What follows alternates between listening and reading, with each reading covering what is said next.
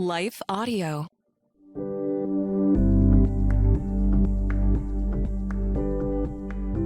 Justin Gambino is a Texas-based worship leader, recording artist, songwriter, and revivalist whose hope-filled anthems come from a place of incredible depth.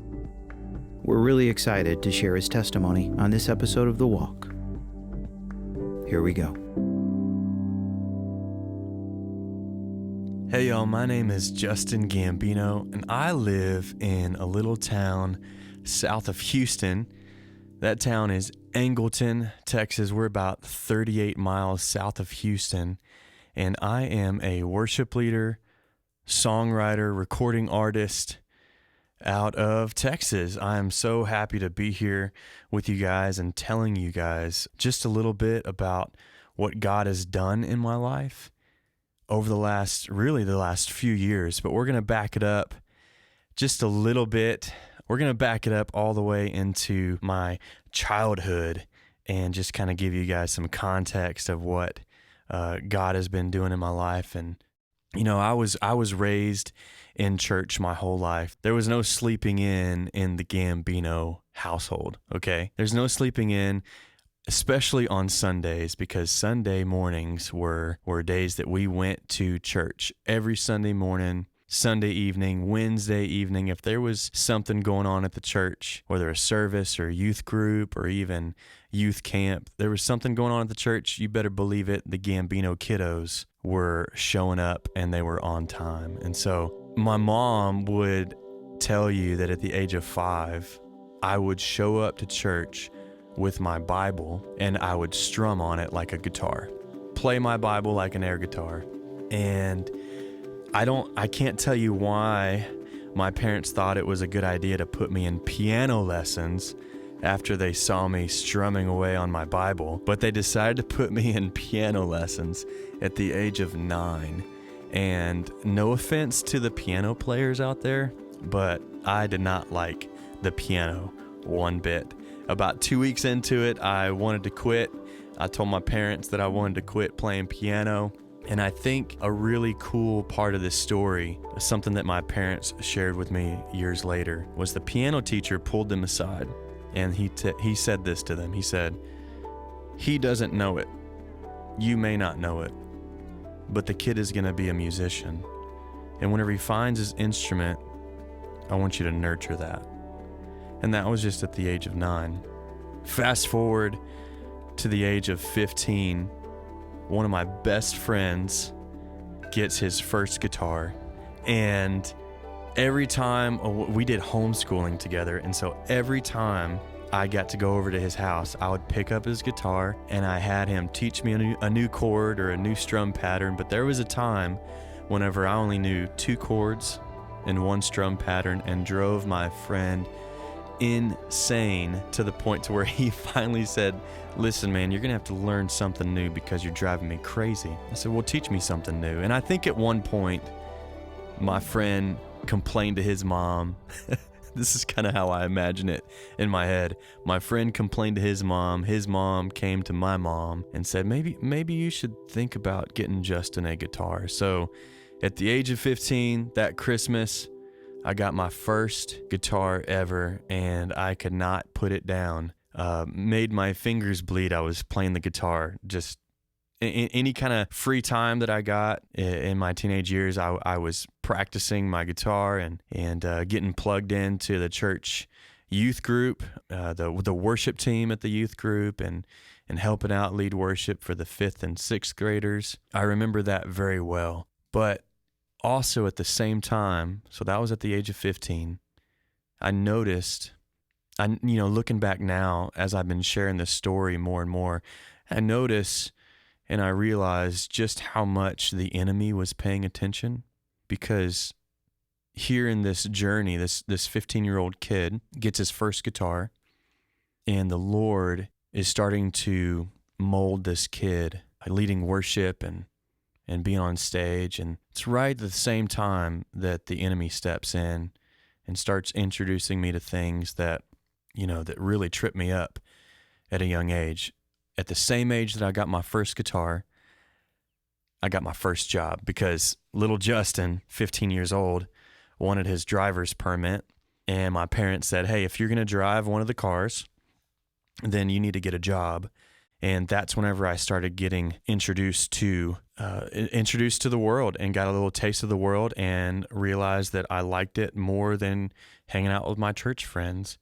And at the early age of 17, I started drinking before I was of age, started partying with my friends, started getting addicted to alcohol, smoking, pornography, all those things, and just really started to trip me up at an early age.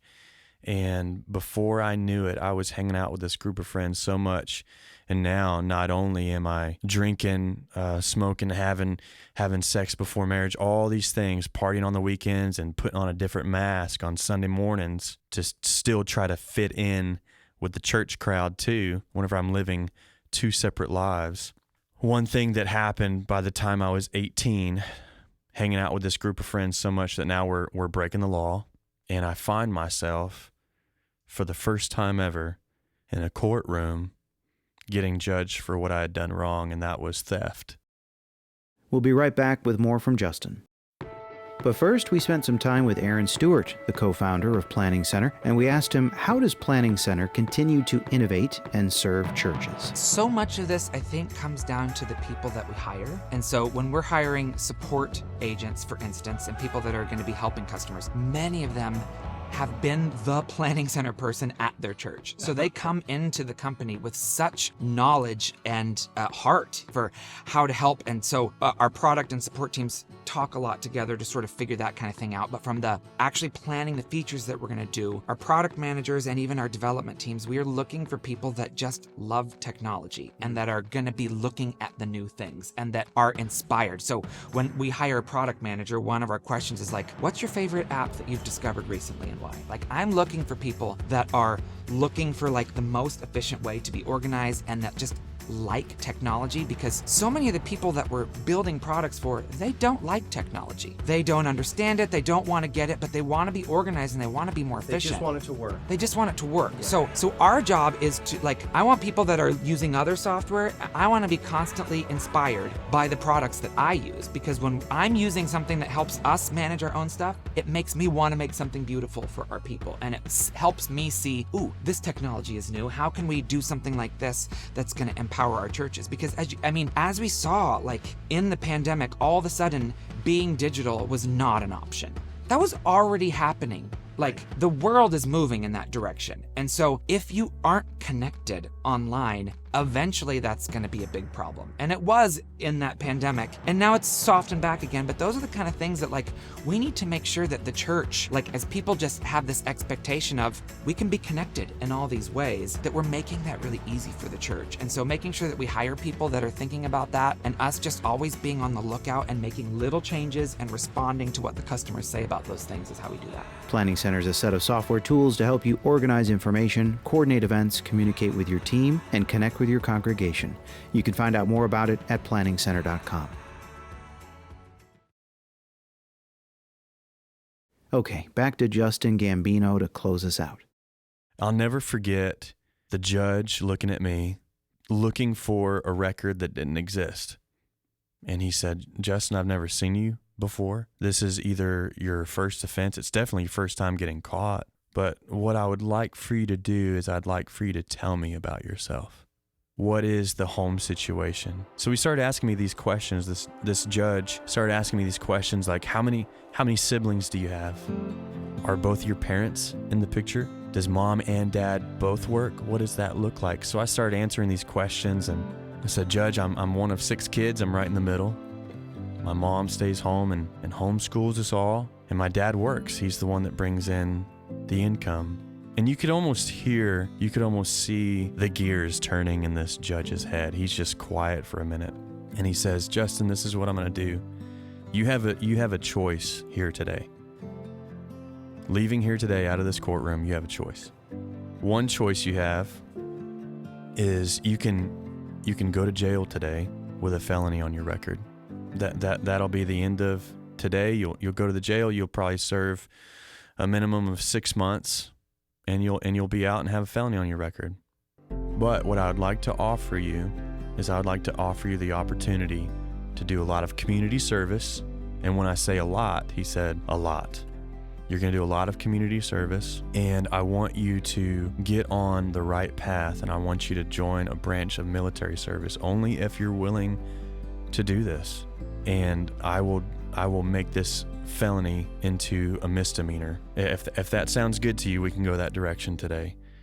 And I remember right off the bat just thinking, man, I'll take that opportunity. I'll join the military, and I will do some community service, because I know what I did was wrong, and it's finally caught up with me. And so just a couple months after I turned 18, here I am signing up for the military. I signed up to be in the Navy for 8 years, signed up as a U.S. Navy CB. And if any of you guys don't know what a CB is, we're a construction battalion, a construction department of the Navy. And so I was actually in the Navy. The whole 8 years I was in, I never was on a ship.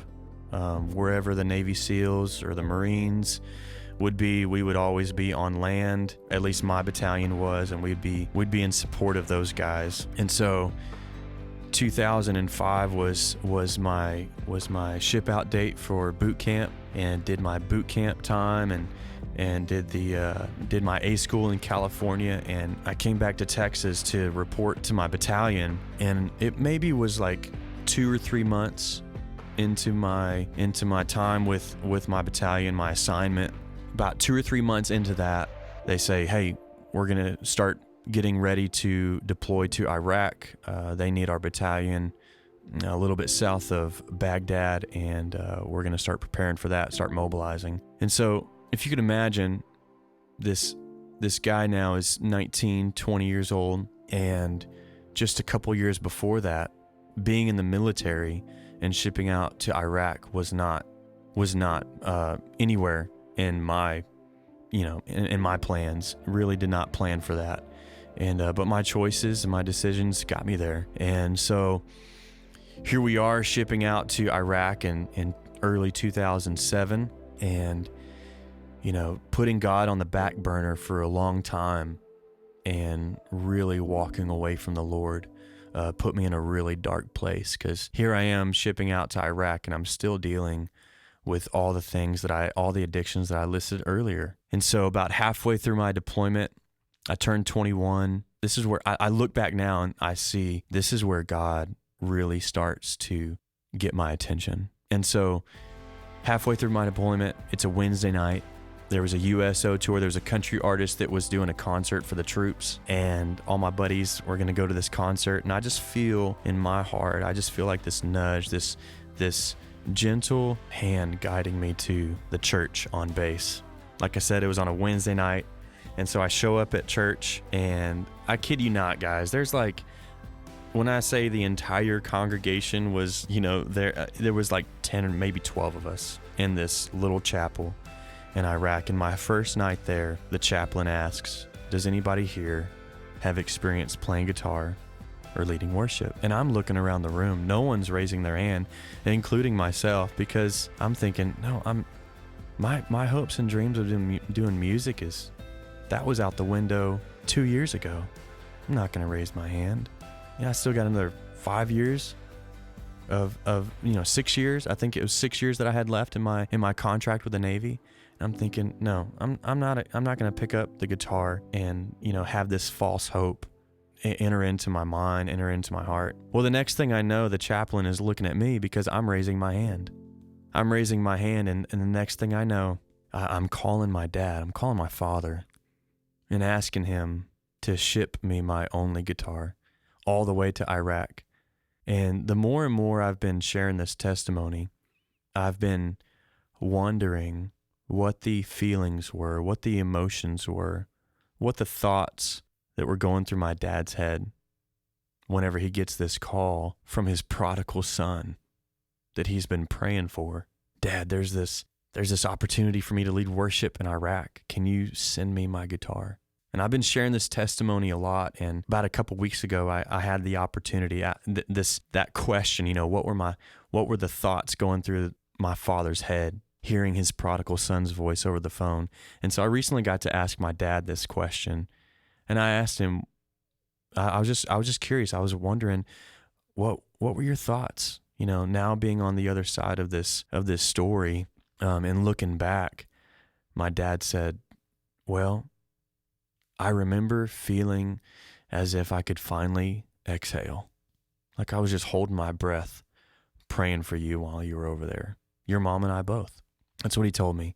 And that was just such a beautiful moment, how I got to, ask my dad that. I'm so thankful that question didn't pop up in my head and in my heart, like after my dad has gone to be with the Lord. I'm so thankful that I got the opportunity to ask him that. But back to the story. So I'm leading worship in Iraq, and, in our off time, I'm picking up the guitar and sharing it with my friends. And a lot of my Navy buddies, they're looking at me like, bro, why are you here? You're not supposed to be here. You're supposed to be doing music.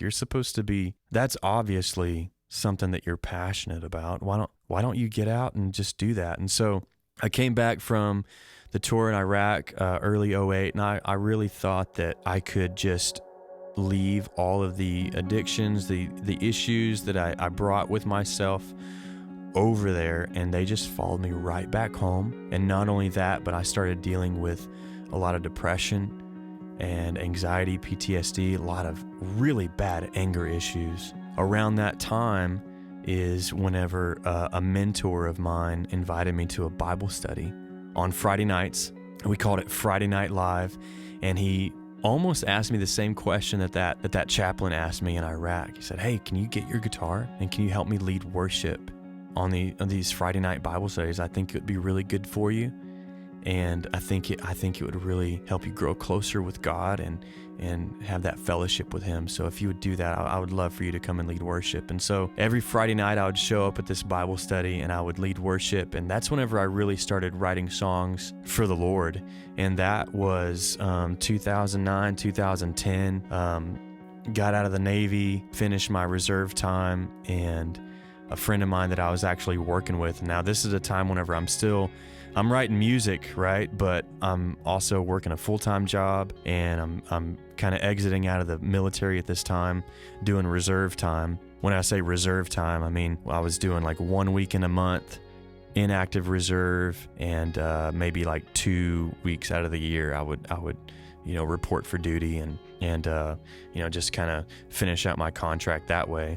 And so it was another Wednesday night. I was at work, and a friend of mine invited me to a recording studio. Him and his friends would hang out at every Wednesday night. And so that's whenever I really heard from the Lord, and the Lord said, Justin, I want you to do music. This is what I want you to do.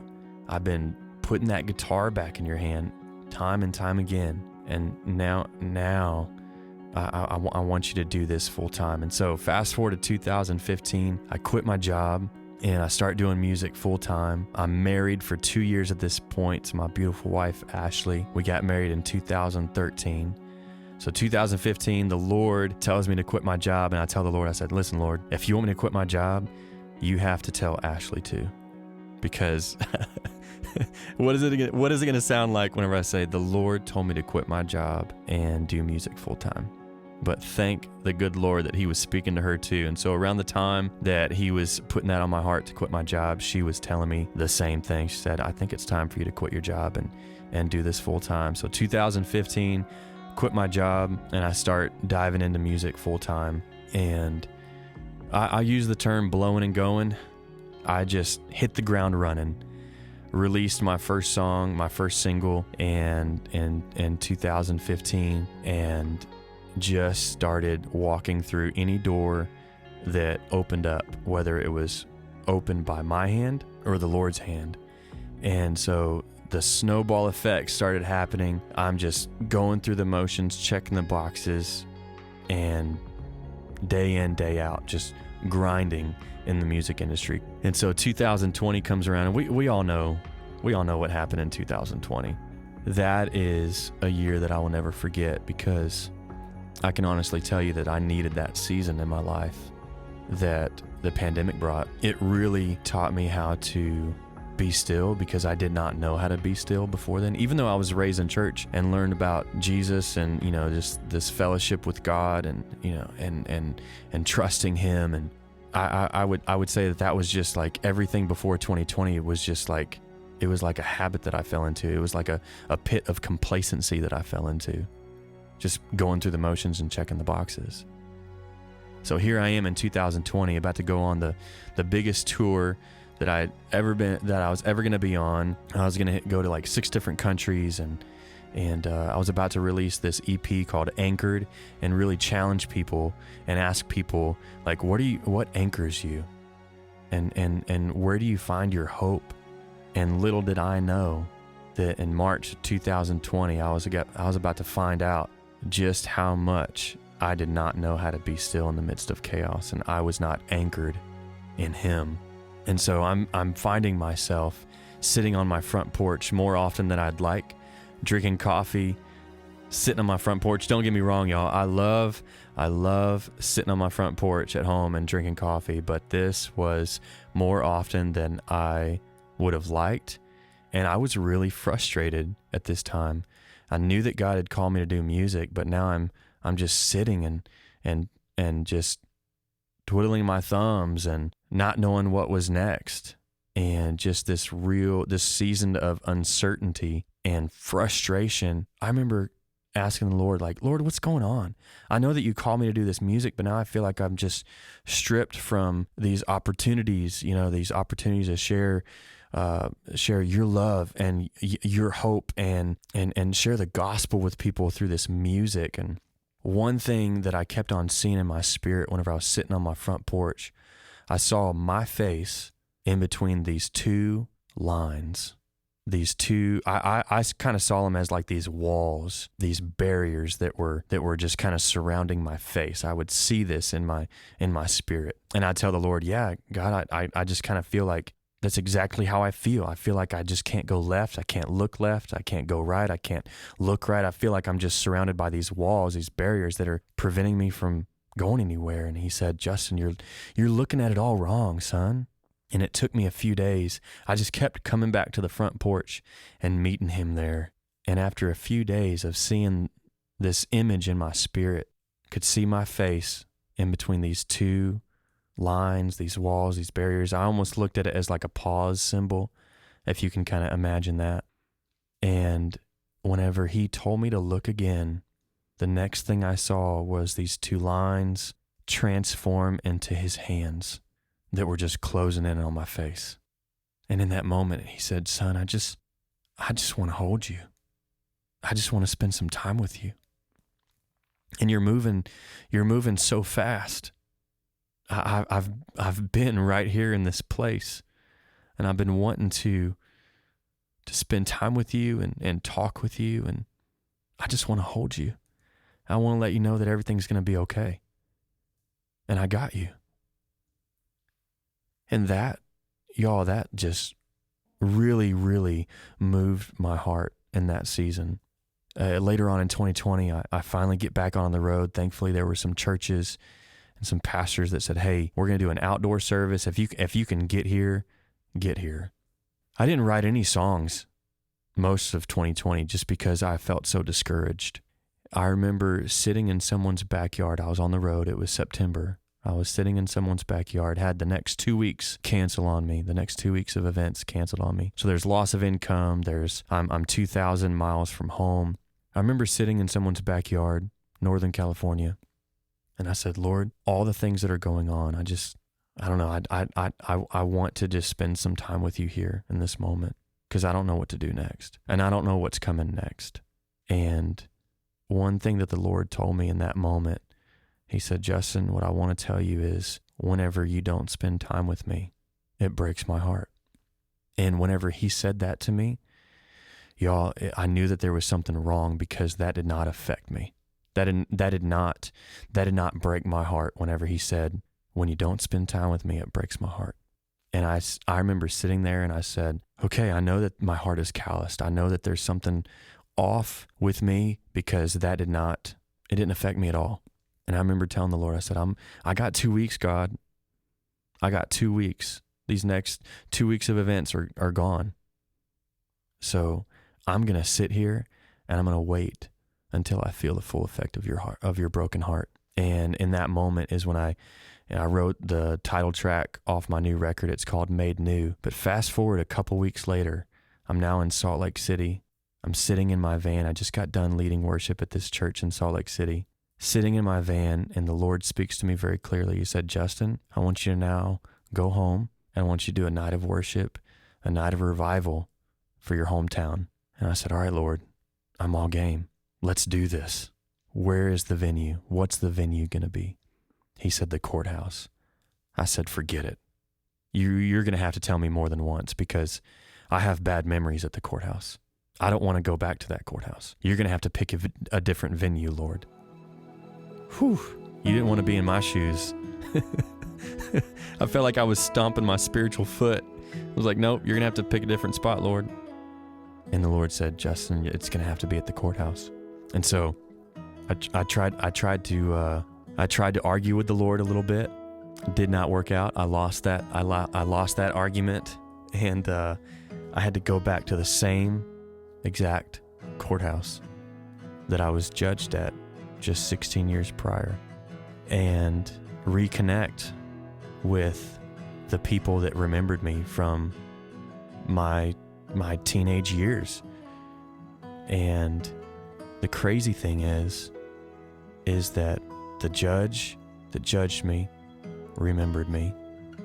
His brother, who is now the acting county judge, he remembered me. And so it was just like, I mean, if I can be totally honest with you, I felt like 18 years old again, going up and, getting judged. Fast forward to 2020, that's the night we did the revival on the grounds of the courthouse. It had to be a socially distanced event where people parked across the street, and me and my band, we would lead worship from across the street on this stage. I remember looking over my right shoulder. The drummer of the band, his name's Joshua. He lives in Philadelphia. And I remember looking over my right shoulder at Joshua, and the guy is weeping while he is laughing, while he's not missing a beat. I remember seeing the joy, the vulnerability, the surrender in his eyes.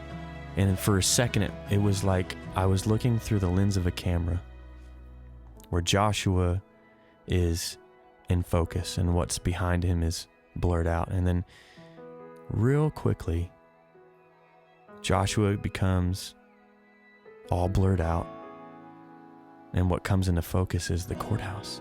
And in that moment, the Lord said, Justin, the same plan I had for you then at 18 years old is the same plan that I have for you now.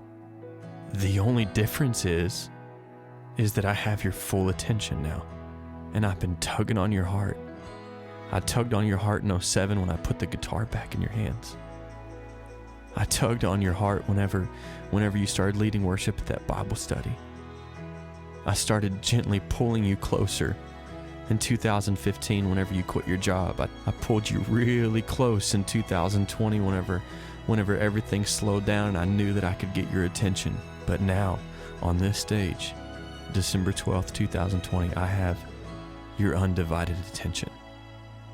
December 9th of this year will be our 4th annual Brazoria County Revival. And I gotta tell you guys, it has been the last 3 years, even though I was raised in church my whole life, I can honestly sit here talking to you through this microphone and say that December 12th, 2020 was a personal revival for Justin because of the loving God that relentlessly pursued. He relentlessly pursued me until I couldn't run anymore. And I don't know where you're at. I'm sitting over here getting choked up, and I can't even see an audience. I'm just talking into a microphone. But I know that I'm talking to some people out there that are a prodigal son or daughter, or you might have a prodigal son or daughter in your family and you're praying for them like my parents were praying for me. I want to encourage you.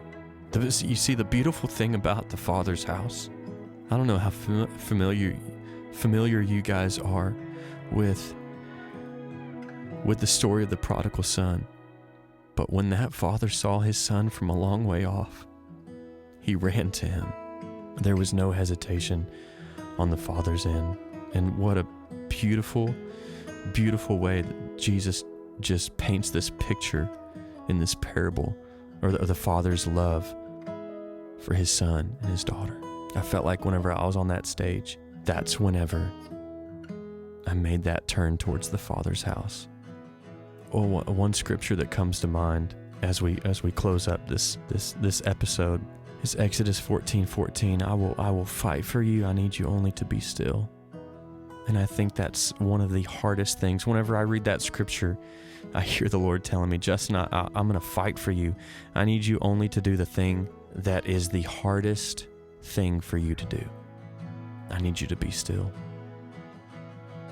If you're a prodigal, the Father's He's calling you home. And if you're home, stick around, because the fellowship with the Fathers, it's just a beautiful thing. God bless you guys. I love y'all. Thank you, Justin, for sharing your incredible testimony. What would it look like if everyone who listened to this episode decided to throw an annual revival in their hometown? Just a thought. We're going to close out this episode with a song Justin released in 2022 that felt appropriate for this episode. It's called Courage. Special thanks to Jacob Fairclough, who produced our theme song. The Walk is brought to you by Worship Leader. I also want to thank the team at Life Audio for their partnership. If you go to lifeaudio.com, you'll find a collection of faith-centered podcasts about health and wellness, parenting, current cultural events, Bible teachings, and more. So check them out at lifeaudio.com. I'm Joshua Swanson. Here's Courage.